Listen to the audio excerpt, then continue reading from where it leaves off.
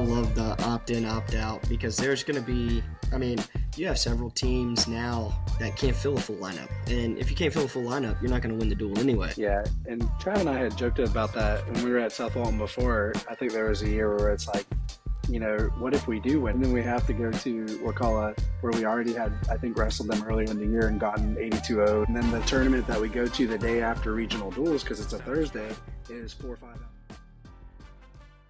Welcome back to the North Florida Wrestling Show. Thank you so much for being on. Today is a very special episode for me personally. It's the 1-year anniversary of the North Florida Wrestling Show.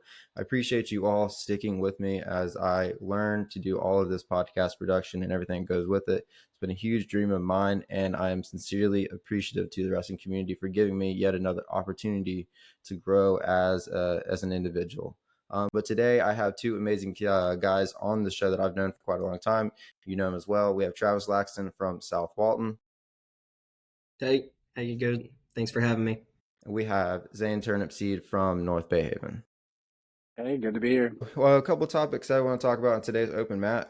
Something that is brought up by Nate Solorio. Why there isn't so much emphasis on duels here. Why there's not a big deal made about duel meets, particularly in county. And I've been wondering that myself. I know I wasn't as invested in the duel meets. I kind of was more geared toward the tournaments. I know maybe that started to change, but Travis, can you go ahead and start with you? Because I know you're doing stuff with Zach on trying to bring a gravitas back to the dual meets. Yeah, so it's kind of a double-edged sword here. You really want to start building programs, especially here in North Florida, like in Bay County. They don't have middle school wrestling. Where I grew up in Suwannee, we had it, and we also had an elementary kids club. So kids were getting 150 matches before they ever even hit high school. And that was developing, better wrestlers. And you kind of have to have that mentality of getting these matches underneath these kids. Well, when you have a county like ours who didn't have a wrestling, middle school wrestling set up or elementary school programs, club programs and things like that, they're not getting these matches. So, taking points away from regular season and sticking them into, a duel where they're only going to get one match versus, using 2 points and heading to a dual tournament where you guys can get 10 matches, is just kind of a no-brainer. So you're really wanting to take a look at getting these kids as much experience as quickly as possible, because live wrestling is the best teacher. Failure is the best teacher. So you want to get them out there, kind of throw them in. And that's kind of my take on it. I personally love having dual meets. I think there's a lot of tradition behind dual meets. So, what Zach and I are trying to set up is in the future, hosting at least 4 a year, a home and away, 2-2 type deal, to try and get more involvement back into the sport, into the student body. We do this student body match at Bay High. It's electric. It's awesome. So getting that tradition started back up, and just having those kids build that team bond over those dual meets, sitting and cheering for your teammates. Whereas, IBT tournaments, chaos. So everybody's running around doing their own thing. Coaches are bouncing mat to mat. With these dual meets, you have so much camaraderie that's built right there, watching these points scored, going back and forth. I think it builds a lot of character for these athletes. Yeah, I think to your point of like a hurdle for it is sort of how the point system works. It's really hard for us to do more than 2 duels if we want to maximize your point usage. Sometimes people invite us to a try or a quad, and I'm looking to get that 5-6 matches at a rumble, like trying to get 10 duels in a weekend. That's like Trav said, especially when you have younger kids and not so experienced wrestlers. If we can hit 50 to 60 matches in the season, they're going to be so much better come postseason just off the experience. So, we really only have 2 opportunities, and I would love to get to where we're doing a home and away and school duel. But I know even other states, they basically have made it to where the individual duels don't count.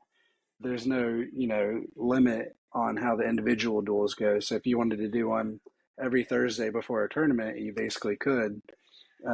Some of them even do like a Tuesday, Thursday duel throughout the week and then a Friday, Saturday tournament, which God bless those kids making weight. But I think the point system really hampers it. And then, it's just getting the kids out there to the match, which, if that means you need to leave school a little bit earlier so that you can be there right after school gets out. So you're not, expecting kids to leave, come back, uh, and just sort of maximize the attention on it. But I'm all for trying to hype them back up again. It seems like it's a headache trying to fill out a schedule and, like you said, get that duel. Which, let me ask you guys, is it a big fundraiser for your duels? I would say no. It's referees are expensive. Yeah. So you're looking at tournament style. You're looking at $6 a match. Border Wars normally $6,700, man. So trying to get referees out there, you got to pay those guys. They got to travel. They get mileage. You're not gonna, parents and kids are there for about an hour, hour and a half for a single duel. Even if you pack the house, $5 a ticket, you may make $500, maybe. Which in the grand scheme of things it's not going to help you very, very much. But a tournament dual, or a traditional IBT or round robin tournament where you have teams that are going to be there all weekend long. That's a moneymaker.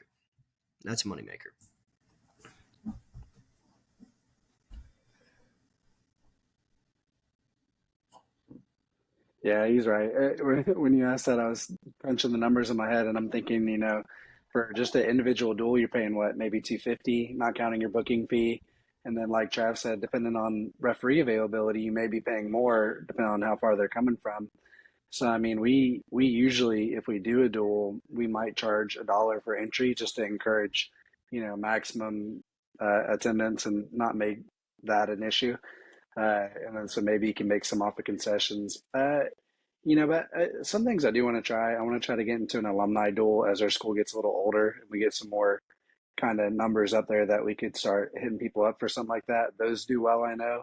And then we finally gotten to where we kind of have the numbers for a really full-fledged A team and B team where we could do like a blue and silver duel, almost like a spring football game. So that's some stuff we're going to toy with, and then we can, basically officiate those ourselves and treat them like a glorified practice. But, those are things that we're looking at for maybe fundraising. But yeah, typically one-on-one duels, unless it's somebody that the school feels there's like a rivalry with. So like if we did a duel with Mosley and we could do it either right after school or maybe that last period of the day, that's about the only way I think we could really generate. But yeah, it's expensive, as you know. Well, let me ask you something from one of the previous episodes. I was talking with John Wainwright and Clay Allen. What do you guys, as younger coaches, think about switching the IBT tournament and the state dual tournaments, having the state dual tournament at the end of the year, and then the IBTs a little bit earlier? What are your thoughts on that? Do you think that would be something that would encourage people to come down south and support, like you said, a 1 hour duel, like you would for a 1 hour state championship football game? Do you think that's something that would fly? I'm not really sure how it would affect, state dual series, getting moved to the end of the season. I honestly couldn't speak to that aspect of it. I know traditionally, more emphasis is put on the IBT state tournament. So to me, it wouldn't make much sense to move it. However, I would like to see it at the end of the year. Like maybe during that off week, and it's just the season's so jam packed and crammed together that it's difficult to find a free weekend to host that tournament, especially in late February, early March. I don't know how it would extend the season, but I do agree that it needs to be closer to, postseason time, what you would call postseason time. That whole month of February really should be postseason, in my opinion. I don't know what Zane may think about that. Yeah, it's wonky. I think even the setup we have now is a little weird because we have we call it regional duels, but really it's just District 1 and District 2 for us, which isn't obviously the entire region. It's almost like a super district duel, and only one team moves on from that. And I think that's kind of a weird format if we want to try to really consider it a state series. And if we tried to squeeze it in at the end, I don't know if there's a better way to, maybe get more teams in one place and just treat it like maybe you do a sectionals instead of trying to do a district, region, state. So you cut down on how many weeks of events you're trying to do. So you could really do a District 1, District 2 sectionals, big, What, maybe 1 or 2 day event that leads into a state tournament that next weekend. And do the same thing of if you brought all of District 1 and all of District 2, let the top 4 teams go on to the state well, tournament.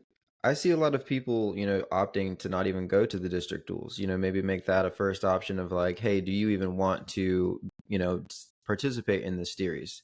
Because there's some teams that they know for a fact that like they're not going to go to it, especially if they're on the other side of the district, right? They're not going to go all the way 4 or 5 hours just to lose a duel against Fleming Island, 84-0. They're gonna be like, no, we'd rather just stay home and go to another tournament that is better for my team. It's not an utter destruction. So I think that I'd like to see that might water down a little bit, and then you could just run it in one place.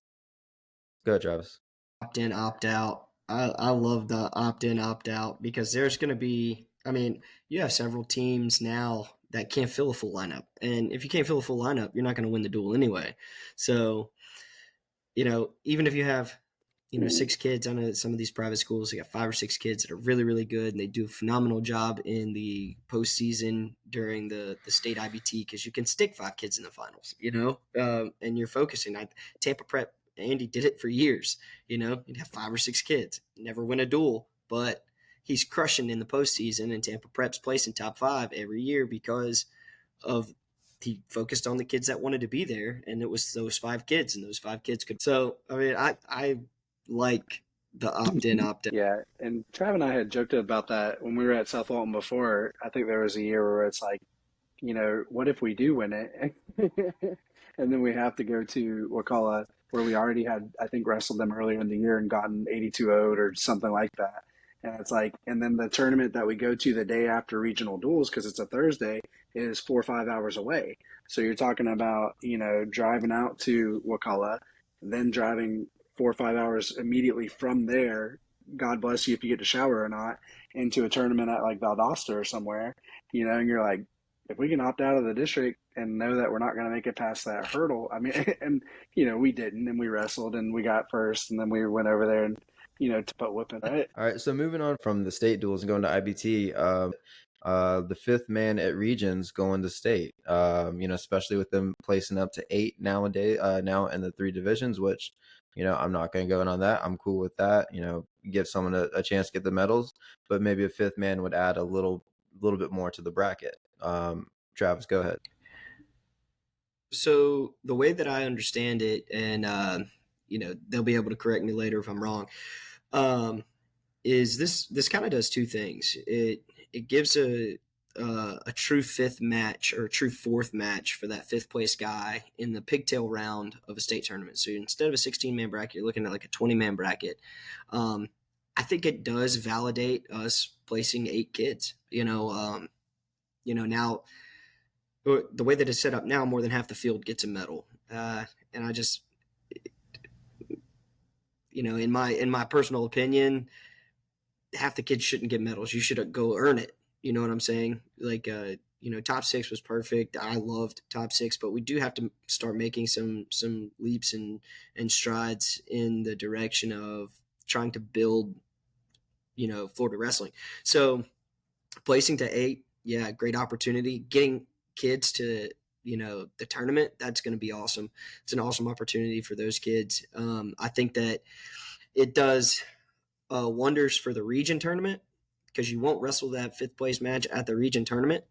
Essentially you'll travel, but there's also some components that go with that. Now you got to pay for a kid who you don't know if he's going to win that first match. If he doesn't win the first match, does he still get to wrestle? There's a lot of details that are kind of hazy on that.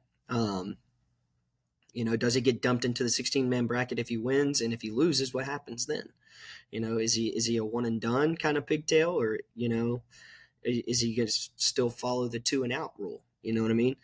But I do like it in the fact that now you have an opportunity to wrestle that 4th place kid, so you don't have kids that are forfeiting matches to try and cross bracket to wrestle a different kid because they think he got a better chance of beating him at the region tournament on that side of the bracket than he does on the opposite side of the bracket. We see that a lot.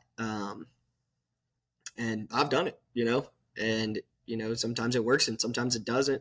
It's a gamble, but, ultimately you leave it up to the kid, and you're going to have coaches, in my opinion, it's my job to do everything I can to get that kid to the state tournament. You got coaches that are just like, let them wrestle. So, it's a clash there.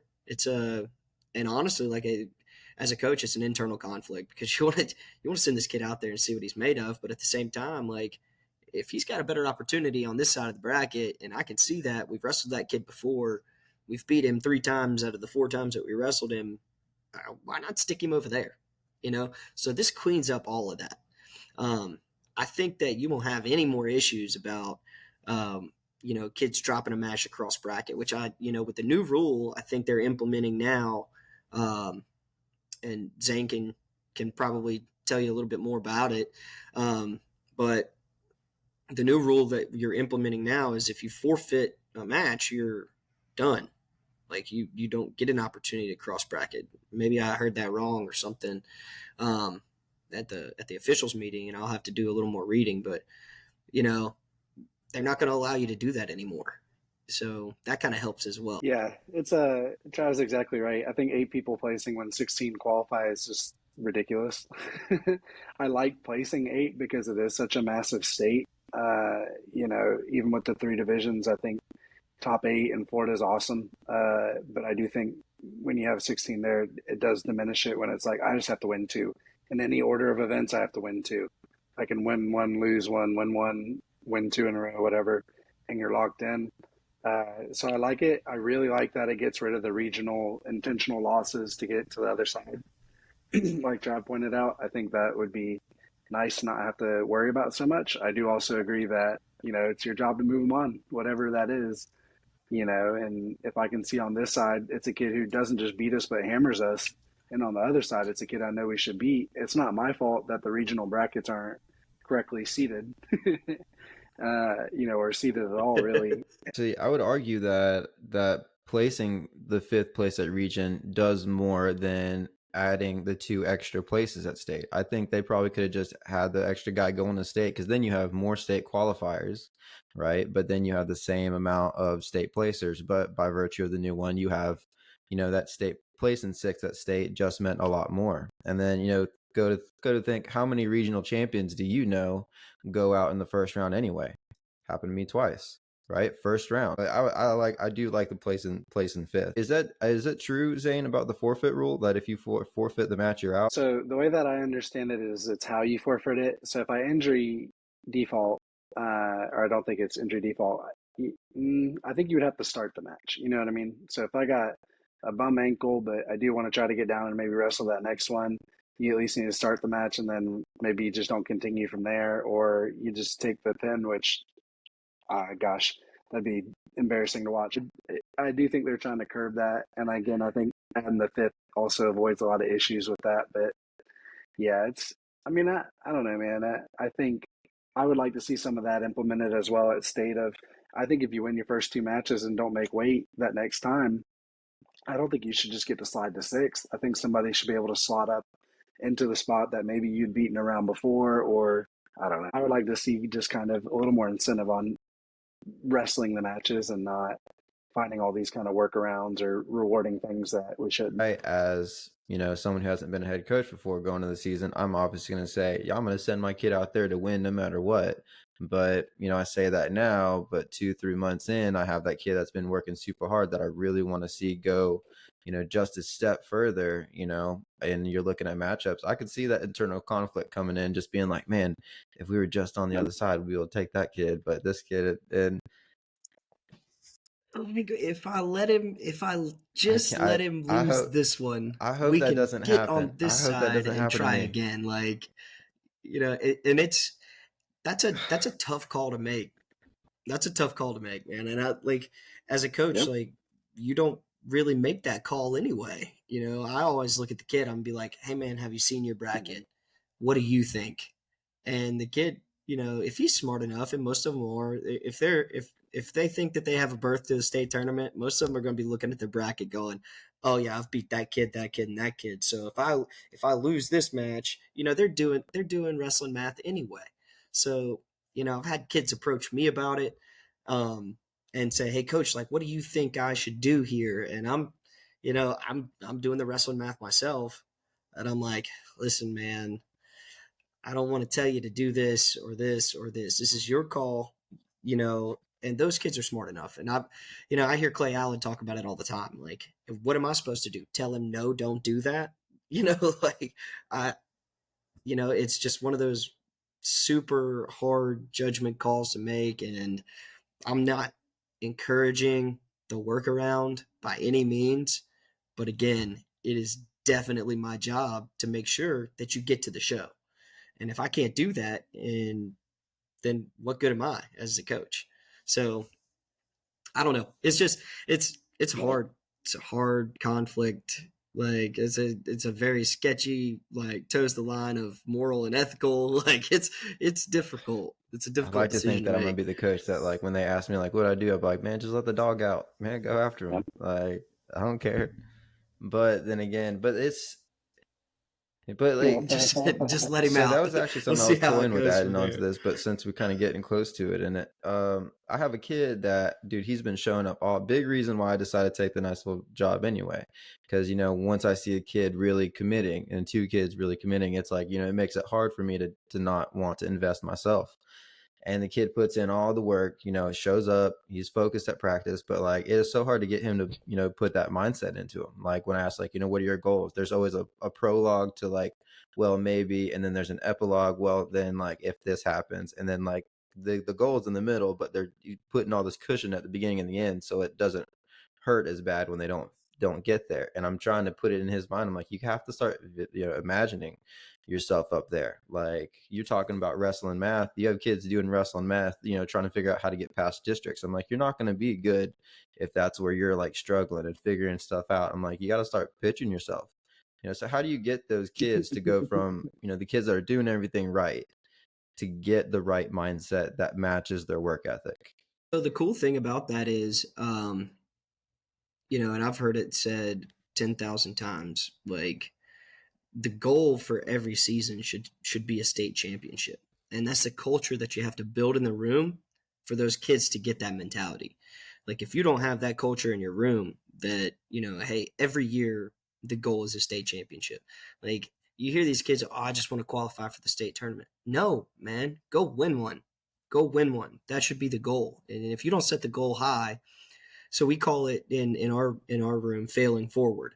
Like if the goal is a state championship and I fail and I've never placed before, but I still get fifth, I failed forward. I did something better than I was doing last year. I've accomplished something new.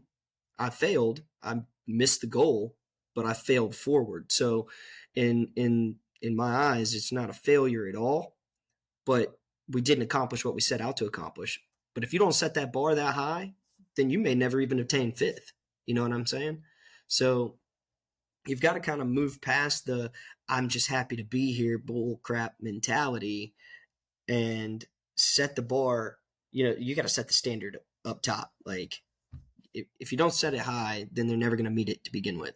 They're never going to meet their own expectations. And a lot of kids surprise themselves. Like I've seen several kids, grew up with several kids who, would get their tail whooped in practice all day long and wound up being state placers and nobody else thought they could do it. And I'm like, no, you're putting in the work. The goal is a state championship every year, whether you're ranked 25th in the polls or not ranked at all or honorable mention, it doesn't matter. Set the goal here and then implement your plan. You got to have steps. Okay, if I'm working hard every day, I'm getting these extra 10 reps in, or these extra 50 these extra 50 level changes in, or I'm drilling a little bit harder than I was yesterday. That kind of stuff counts all the time. And kids don't realize it until they get to the end of the season and they didn't meet their goal, and they go, oh crap, I could have done things. I woulda, coulda, shoulda. They're gonna woulda, coulda, shoulda it to death. And I hate to see them do it, but that's kind of the way the cookie crumbles.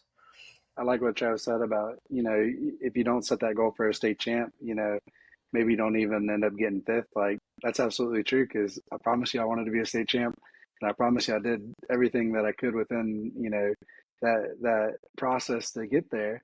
And, I come up with what I get, but, had I not set that goal, you're exactly right. Where I actually finished would have been probably lower, so absolutely right. And we talk about it all the time. I like being really honest with my wrestlers. If they ask me, like, Coach, do you think I'm good? I'm like, well, good's relative. I said, good compared to Bay County, good in the Panhandle, or good at the state, or even the national level. And so, and I just sort of tell them, I'm like, right now, you're a borderline regional qualifier. Yes, the goal is to be a state champ, and to get there, we talk a lot about we're all at different starting points in the season. This kid might be 3 laps ahead already. And so what he has to do to be a state champion isn't the same amount that you have to do to make up the ground that you don't currently have. So I tell him it's not fair. Like, you can't expect to put in the same effort as somebody that's already that far ahead of you and to pass them. If that guy is putting in a random number of effort, 80, then you have to put in 100 just to maybe catch up. And so I think that's big about it. And like Trav said, it's mini goals, right? So the big picture is state championship, but to be a state champion, I have to move on, right? So I need to make sure I can get through the district, make sure I can get through the region, and you're absolutely right. It's just setting those goals, the small goals in between, and just being honest with kids and telling them, like, okay, we do goal sheets here, and you just tell them, like, all right, this is what you want to achieve. That's great. Man, Now here's what you have to do in order by to be there. And so I think a it's lot a of big part kids of it. wait to get a medal before they start wrestling like a champion. Like, I know, and this is going directed at myself as well. I noticed that I wrestled so much better after I won state just because I had that medal back at home. Like, I went out and wrestled a couple national tournaments, after the state tournament my senior year. And my neutral, which was, historically my weak point, I was out there moving around, feeling loose and everything like that. I think a lot of kids are waiting for some kind of validation instead of just getting it in their mind and wrestling like a state champion would. And like, that's how you get there. You figure out, what a state champion, set those goals, and be like, how would a state champion like attack those goals or get to there, and then work their way to that. I hate seeing kids with all that potential, not attack you with that aggressiveness, like have that hesitancy, have that like get defeated by somebody because it's like, oh, he's a state qualifier and I'm not, he's a state placer and I'm not, I got to get that before I can wrestle him, instead of you can just go and take them out like right now. Go ahead. It's funny how that mentality changes, especially it's funny how that mentality changes, especially like once you have achieved something that you've been working so hard for, like, and then, for example, you win a state title, win a couple state titles, and you go to college and everybody's got one, and it's now you have to amp it up again, and so you gotta not reinvent the wheel, but almost reinvent your mentality to where, like, hey, look, like, no, it's still not okay to lose, but at the same time, like, everybody here is good. And you want to be in that mentality. You want to have, the mentality of, I'm supposed to be here. I'm supposed to perform like this. This is how I was built, I'm ready for this next step. And those kids, the kids nowadays, you can see they want it. You can see they want it. And, watching them achieve it here and there, is just, the here and there is not where you want to be. You want to see them all be successful. So, trying to breed that mentality into them, because it it doesn't just relate to wrestling. It relates to every other aspect of life anyway. All right, well, we are going to let you guys get out of here. I appreciate y'all being on for this landmark episode of the North Florida Wrestling Show and being a part of it up to this point. We're very passionate about this area. Want to see it grow. But thank you so much, Travis, for being on. Thank you so much, Zane, for coming back. We appreciate it. We are going to get out of here. Make sure you guys follow us again on Facebook and see us next week here on the North Florida Wrestling Show.